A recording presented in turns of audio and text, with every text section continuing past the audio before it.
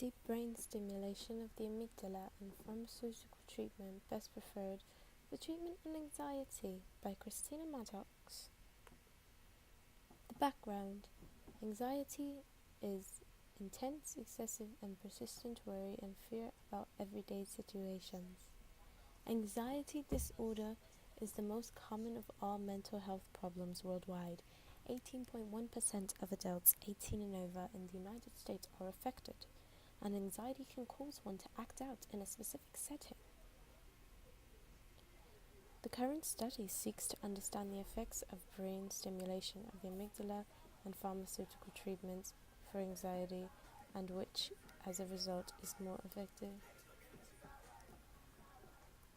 As hypothesized, deep brain stimulation of the amygdala will have a higher effect than pharmaceutical treatments in treating anxiety. Pharmaceutical treatments for anxiety disorders have become more tolerable, available, and numerous over time, despite the changes between 1/3 and 1/2 of patients on a modern antidepressant do not achieve sustained remission from anxiety.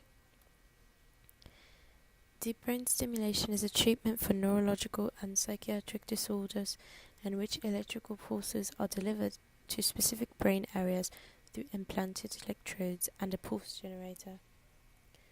The amygdala plays a critical role within a network that regulates emotions. The amygdala is known as a center of fear and anger.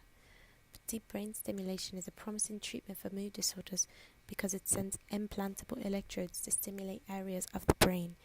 It has been tested as a method to be applied in patients who do not improve with traditional measures. For the methods, the participants will be a predicted convenience sample of 87 participants recruited throughout the community of historically black college and university, HBCU. The participants will be staff, faculty, and students, and the students will be predominantly undergraduates. The participants will be selected off of a history of anxiety or stress or currently diagnosed with anxiety. A quasi-experimental design will be used. Participants will be recruited throughout a private college campus and asked to participate in questions regarding their previous history or current diagnosis of anxiety.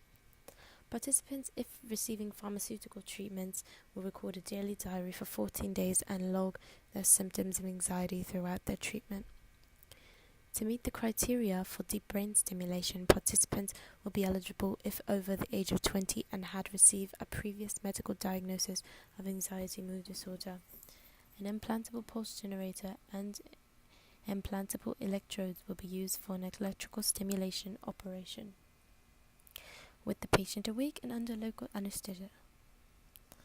The materials being used are an implantable pulse generator for deep brain stimulation, state trait anxiety inventory as one of the scales, and Hamilton anxiety rating scales.